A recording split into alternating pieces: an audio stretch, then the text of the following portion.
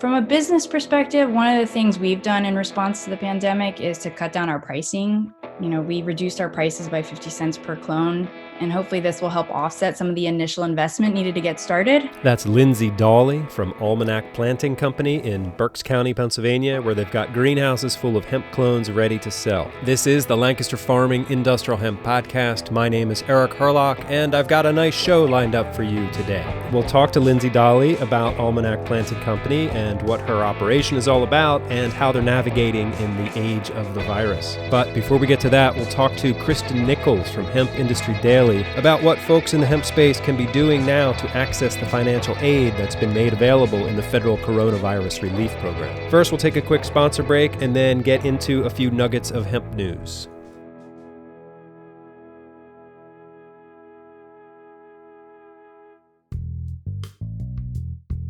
This episode of the Lancaster Farming Industrial Hemp Podcast is brought to you in part by the National Hemp Association.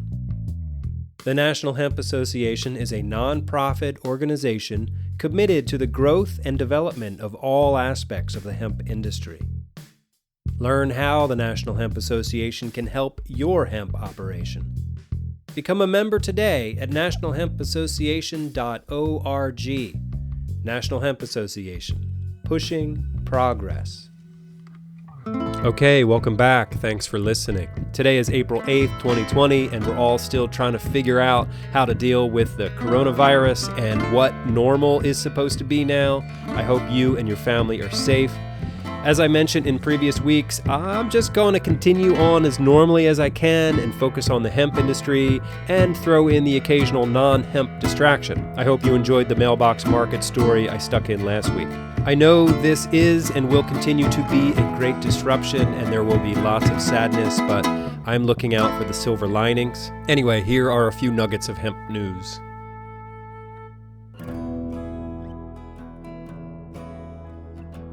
The West Virginia Department of Agriculture has received certification of approval from the USDA for their industrial hemp plan. But this year, West Virginia farmers will continue to operate under the current rules, and the new plan will go into effect on October 31st. Hemp farmers in Alaska are now able to apply for hemp permits as of April 4th. Prospective hemp farmers must apply online at the Alaska Division of Agriculture's website. The state will also continue to operate under the 2014 Farm Bill rules. Here's a story from IcelandReview.com. Icelandic police drop charges against hemp farmers. They drop charges against the farmers in Gatavik, East Iceland, who are cultivating industrial hemp. The plant is derived from a strain of cannabis sativa, which contains low concentrations of THC, the primary psychoactive compound in marijuana. As such, the crops were reported to police by the Icelandic Medicines Agency as being in violation of current law. Following an investigation, however, police elected to drop charges, and it's likely that the government will soon remove legal barriers to hemp production, thereby allowing farmers to produce hemp for use in a range of products such as fiberboard and eco-friendly concrete. And while we're overseas, the Hemp Industry Daily reports that France, Italy, and the Netherlands are leading the pack when it comes to industrial hemp cultivation in Europe, according to the most recent data available. More than 50% of industrial hemp in Europe was planted in those three countries, and the amount planted across the continent rose 3.3% in 2018 compared to the previous year, according to a survey by the European Industrial Hemp Association. And here's a story about hemp from the Australian newspaper The Examiner. The headline is, "Hemp crops can fill gaps from poppy decline in Tasmania." So the state of Tasmania grows more than 60% of Australia's industrial hemp, with some in the industry touting it as a great alternative to poppies, offering growers an opportunity to fill the gaps where poppy production declined. Yet the state, along with the rest of Australia, is missing out on lucrative opportunities due to restrictive laws surrounding the plant. Hemp Harvest's co-founder Tim Crow built a hemp seed processing facility in Red Hills, Deloraine, which has the capacity to process up to 3,000 tons of seed per year. And he says, "Tassie is definitely leading the way in Australia, but we are constantly hindered due to the stigma that is attached to the plant, and we want legislation to reflect the evidence and the science," he said. I'll have links to these stories on the show page for this episode at lancasterfarming.com. And there will be a few other nuggets of hemp news in the interview you're about to hear with Kristen Nichols from Hemp Industry Daily.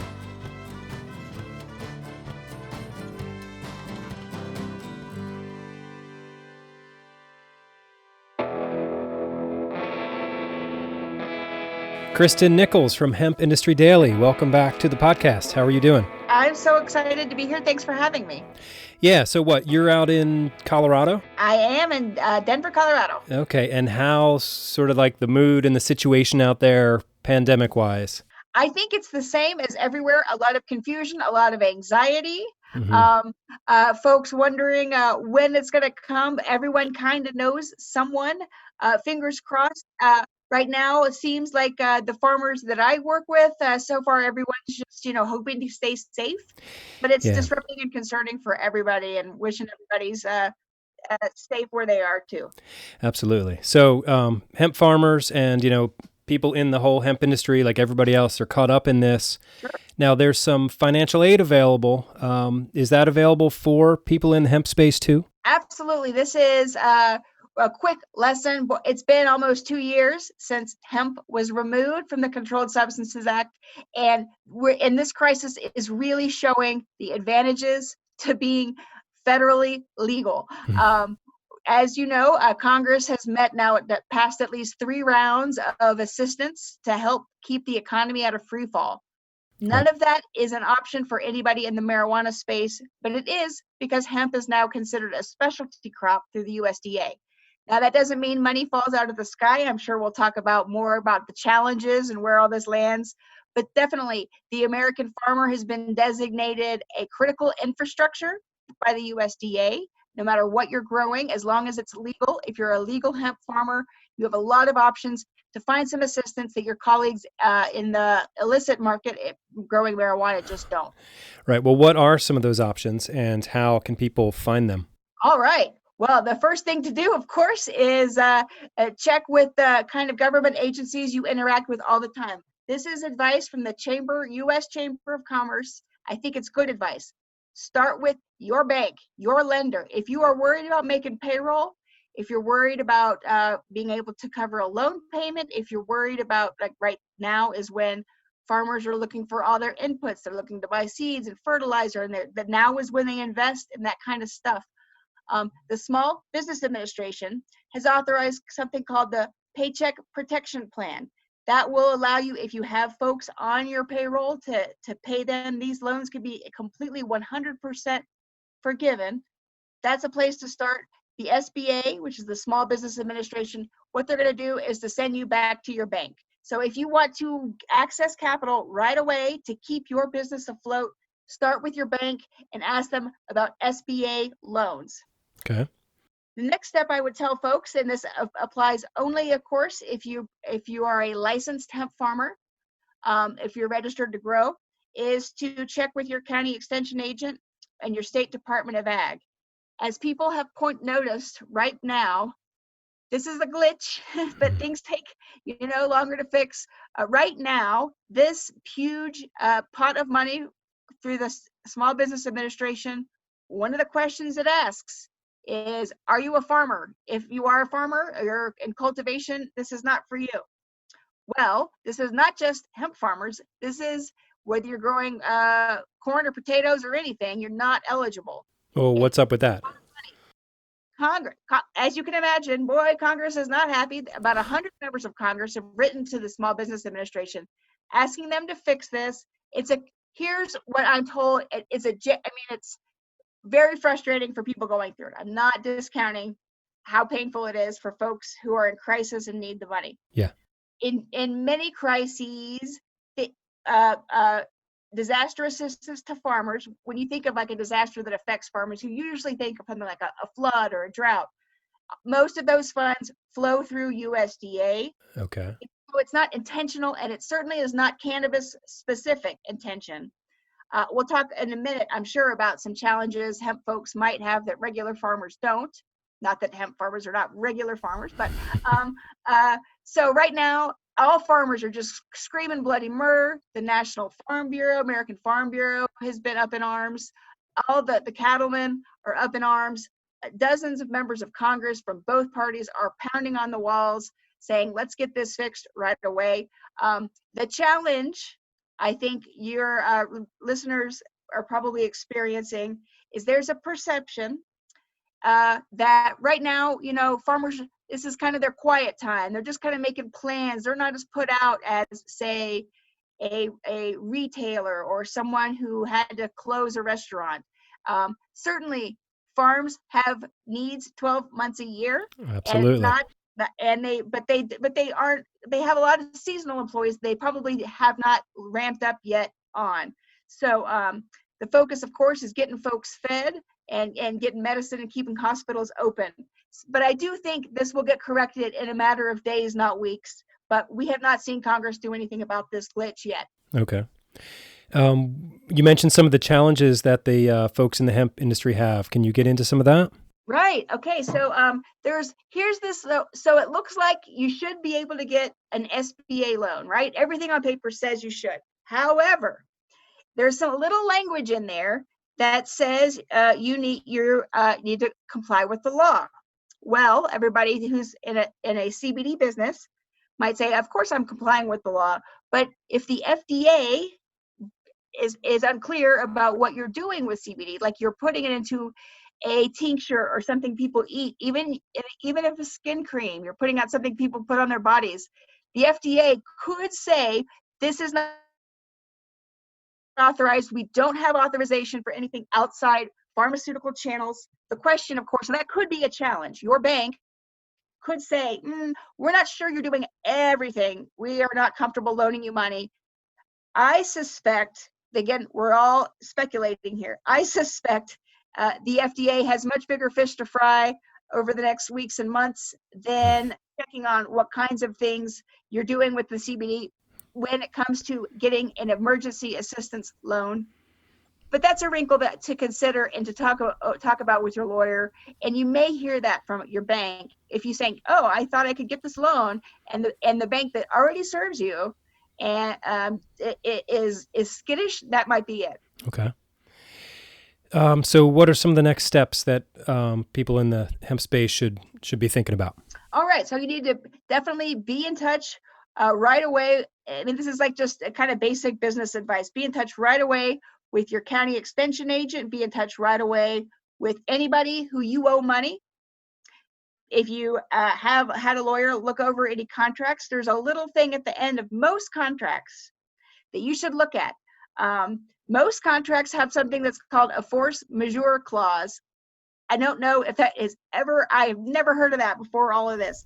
A force majeure clause is a little language at the end of most contracts that say something, it's like, consider it, people say it's act of God. Okay, there was an alien invasion and you couldn't complete this contract, it's void. This contract is void if a tornado hit you, something like that. So you should look and see if you owe someone money or someone owes you money, whether there's language like that in that contract. So I would say, first off, like any a household, a hemp business needs to find out, who do I owe money to, who owes me money, and what are my obligations right now in this time of crisis. What other resources are available to folks in the hemp space? Well, it's not really clear.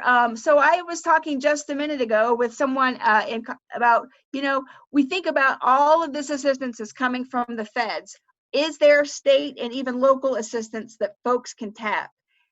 And the answer is maybe, but it's hard to say. All of this stuff is less than a week old. It won't surprise you that it's not clear usually how government operates. The feds write a big check to the states then write checks to the counties who decide, that's kind of how things go. It doesn't move overnight. Mm-hmm. In this case, because there is a sense of urgency that the entire American economy could collapse if folks can't access capital absolutely right away. I do think there could be some at least attention given to local businesses, but if you call your county development office, economic development office, I would get in touch with them. The issue you're going to run into, just like the DMV, to any other government licensing thing you need, is are they open? Right. And who can you find to get help? So anyway, I would just say it's a tough time for businesses. There are some options available. Be confident that, at least this didn't happen in the middle of your harvest or while you had plants in the ground. Right. But we're a time of flux. We're in a time of crisis. I talked to somebody that said, for hemp farmers, this is the Colorado economic development guy. He said it's a crisis on top of a crisis. Right. Now, a lot of your guys have seen low commodity prices, weather issues last year, the CBD market kind of bottoming out. This is certainly a very painful time. There are options available, but I would say, honestly, I can't say that folks are going to get help within days or weeks. Is there any other hemp news that's not pandemic related that we can talk about? Oh, yes. So two things that are happening this week. The DEA said that there's a CBD drug that treats two rare types of epilepsy. It's called Epidiolex. Epidiolex, yep. Right? Okay. It actually doesn't come from hemp. It actually comes from marijuana, but it's a CBD drug. Mm-hmm. And so the FDA approves this drug a couple years ago. Then that forces the DEA to reschedule it from Schedule 1, which means no medical value. They rescheduled it to Schedule 5. Just this week, the DEA took it off the schedule entirely. That makes it a lot easier for doctors to prescribe it. You don't have to get the same kind of federal drug clearance that you do, like when you prescribe opioids or that kind of thing. Mm-hmm. So it really could open some more opportunity for this CBD treatment, which we're seeing broad acceptance. There was some question when Epidiolex was approved.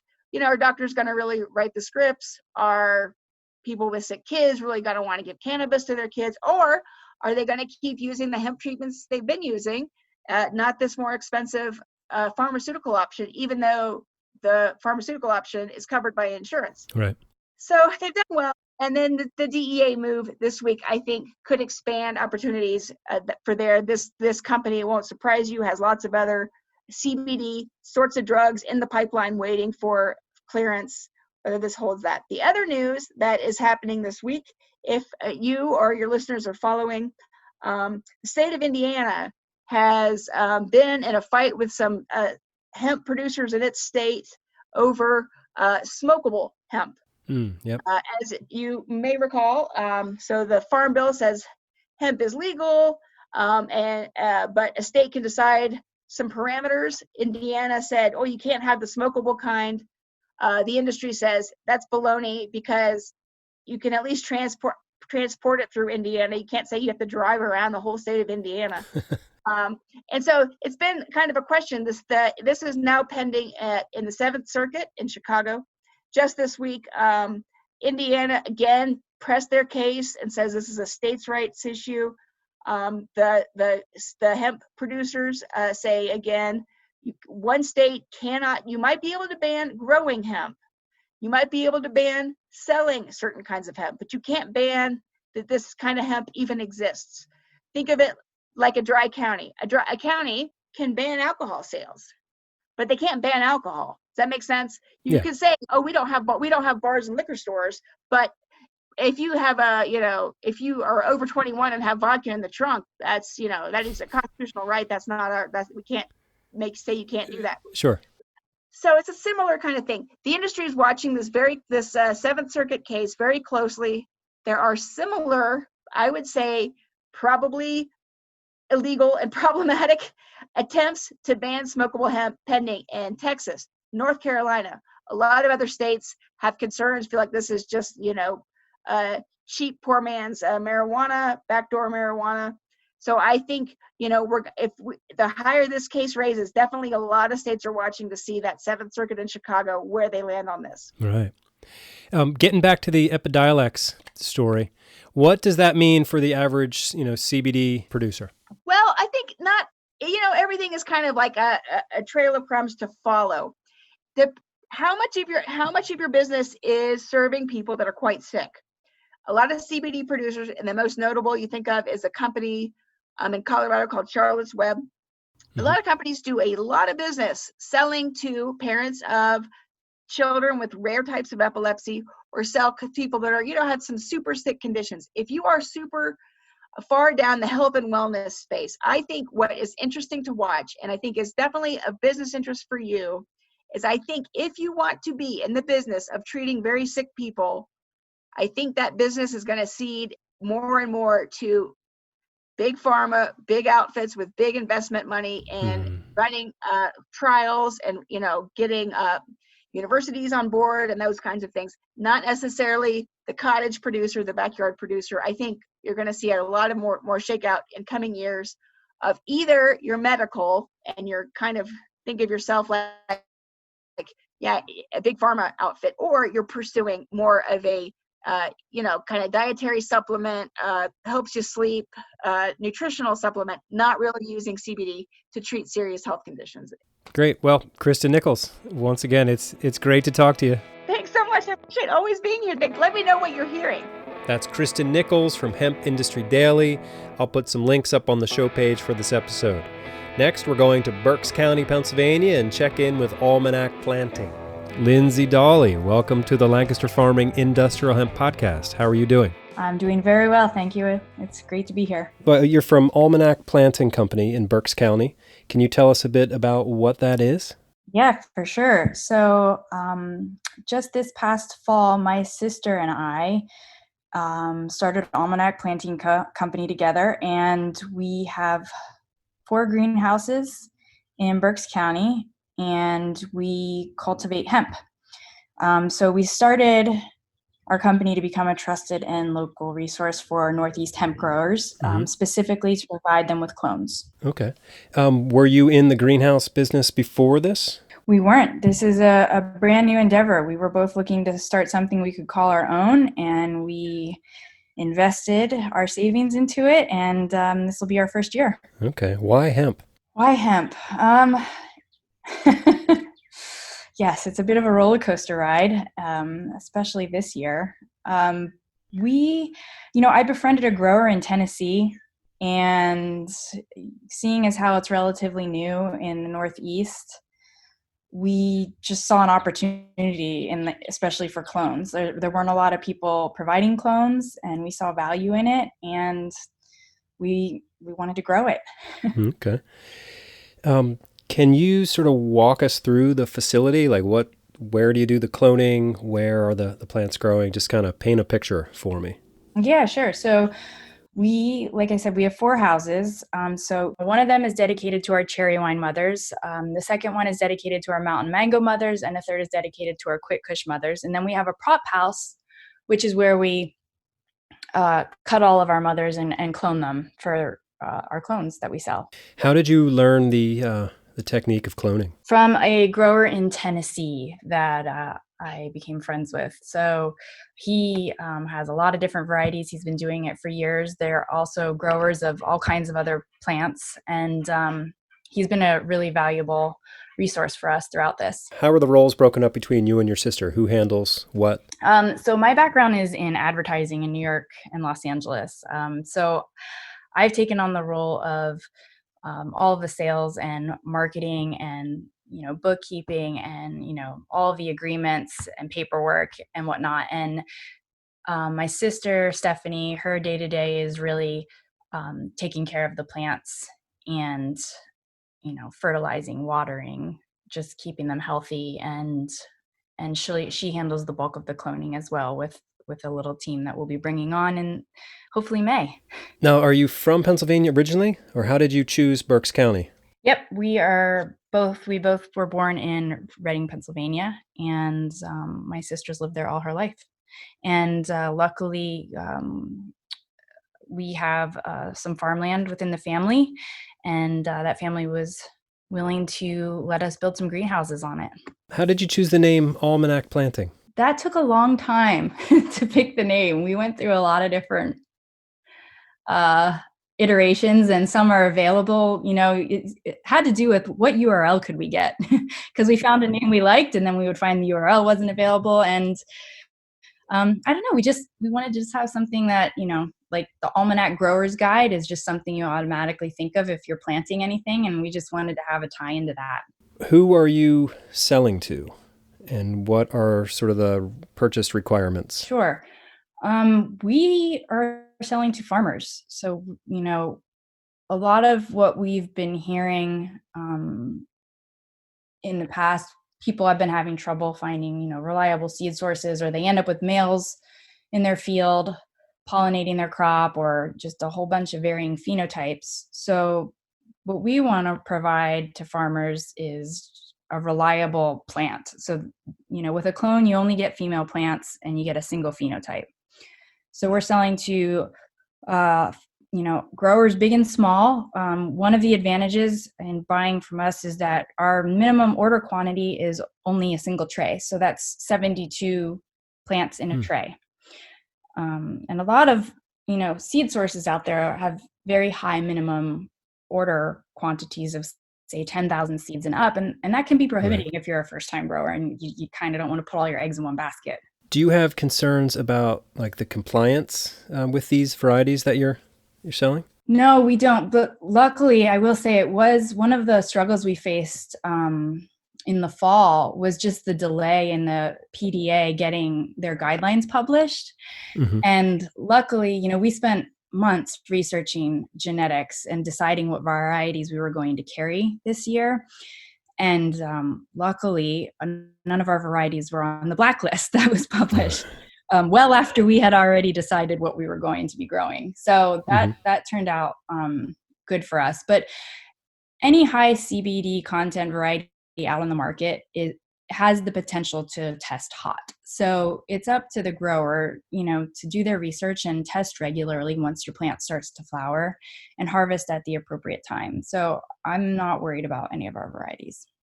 What else do you want farmers and potential customers to know about Almanac Planting?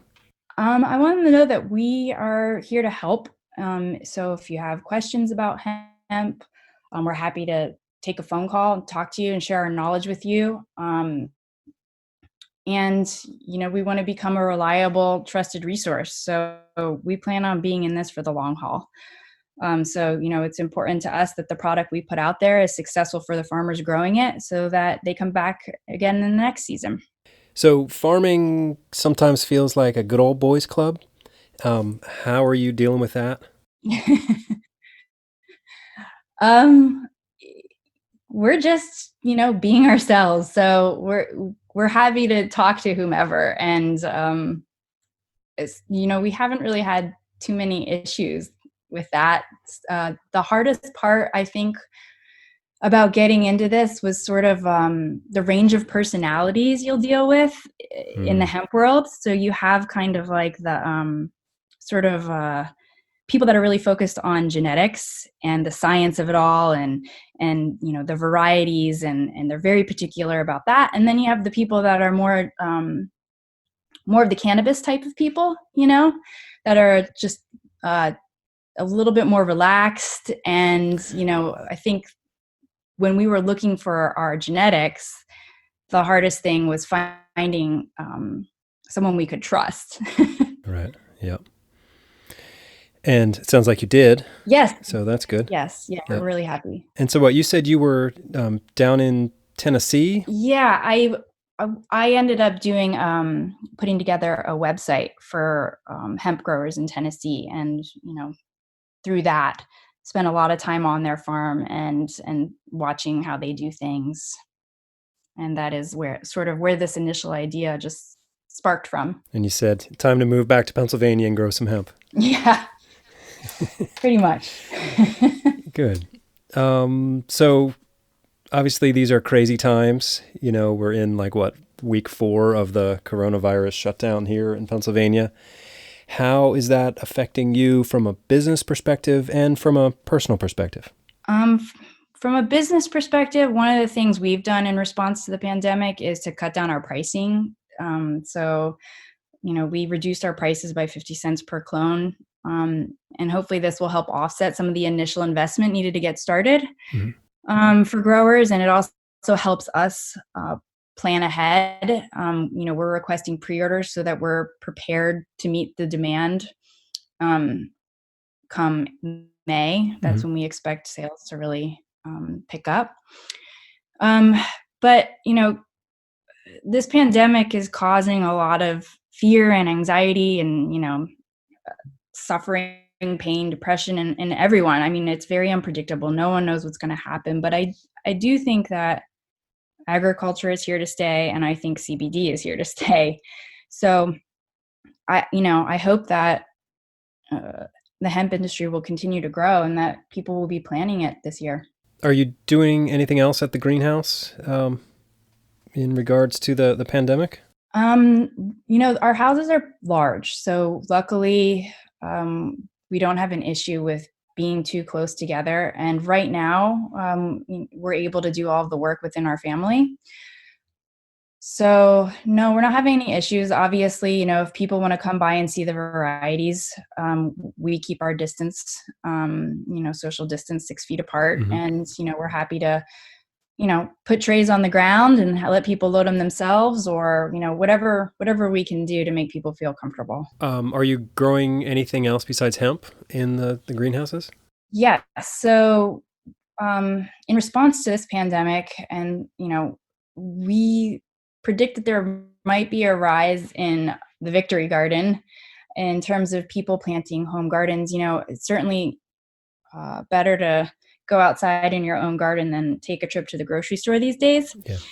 So in response to that, we decided to plant some vegetables and herbs and fruit seedlings. And we put up a new website, Almanac Planting Co, where we're selling seed starts for the home garden. And, they're also available for pickup and local delivery and shipping. So, if we don't see the demand in hemp, then, hopefully we can help out in other ways and help people start their own gardens. Great. Well, what's the best way for people to get in touch with you? We are available either by email or phone, either way. Okay. And your website too, almanacplanting.com? Yep. So we've got almanachemp.com and almanacplanting.co for our garden starters. Okay. And then is there a general email? Yeah, it's Lindsay at almanacplanting.co. There you go. Easy enough. Is there anything else you'd like to tell us about your operation up there? What part of Berks County are you in? Are you sort of in the western part of the county? Yeah, it's our address is technically Richland, but people might recognize it more as a Bethel address. So we're in Tulpehocken Township. Yeah. What else would you like to tell our audience about Almanac Planting? One thing I didn't talk about is, and I don't even know if it's worth discussing, but if we don't sell as many clones as we're hoping to this year, a nice thing about this plant is that we can take it to flower in our greenhouses. So we're actually pretty excited. Even if, we do have great sales, we're still going to take all of our plants to flower and harvest smokable this year. Okay. So that's sort of a backup plan too, in response to the pandemic. If sales are, incredibly low, the good thing about this plan is we'll still have a crop to harvest. All right. You'll be doing all indoor growing. Yeah, exactly. Which is, there is a good demand for greenhouse grown smokable flower. It's just not as plentiful in the marketplace. Do you think growers in Pennsylvania are at a disadvantage because there's so many other states that are staying with the 2014 rules? Absolutely. I think that the guidelines are pretty strict, and I think that, people are probably a little bit more cautious this year about planting. Certainly the states like Tennessee and Vermont all have higher THC thresholds, so it alleviates, some of the stress of having to test regularly and harvest early. Mm-hmm. But it just depends on what your end goal is too. If you're harvesting for biomass, you have to plant a little bit more, mm-hmm. to sort of get that same CBD content out. But if you're harvesting for smokable, it's a little bit more of an even playing field. So it kind of just depends on what your end goal is with the crop. What's your plan for drying and trimming and all that stuff at your facility? Yes, so we're still doing our research on the drying part of it, especially because of the humidity controls. So, people do dry in greenhouses, and we certainly have this. We would have the space for that, but we're looking into setting up an indoor room that is has the right humidity content and everything for that. So we have a couple more months to get that together, but and we're going to be doing hand trimming. Lindsay Dawley, thank you very much for your time today. Thank you, Eric. It's been great.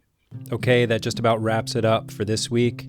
Before I go, I just wanted to acknowledge the passing of one of America's greatest songwriters, a guy by the name of John Prine, who passed away yesterday due to complications from COVID-19. Thank you, John Prine, for all of the music and inspiration. I imagine there will be many nuggets of sad news in the coming weeks and months. On the bright side, I've been getting to spend a whole lot more time with my kids, who are home from school for the foreseeable future. I asked them how the quarantine is going for them, and they responded with a song that kind of sums it up. Stuck inside these four walls, sent inside forever, never seeing no one nice again, but you, Mama,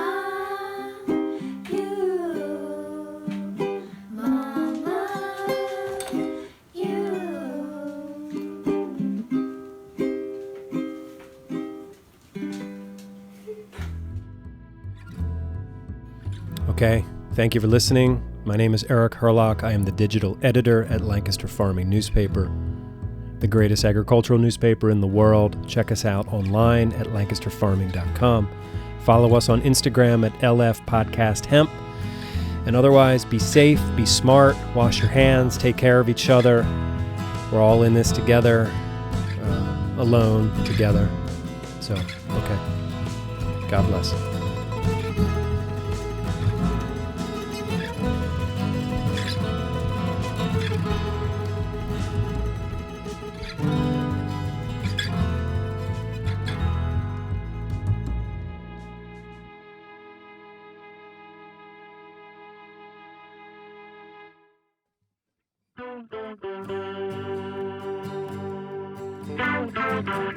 Episode 80 of the Lancaster Farming Industrial Hemp Podcast is copyright 2020 by Lancaster Farming Newspaper, part of the Steinman Communications family. Today's show was written and recorded, edited, and produced by Eric Herlock. The music you hear throughout the show is courtesy of Tin Bird Shadow, except for that little bit at the end with my kids singing a Paul McCartney song. Thanks, Paul. Thanks, kids.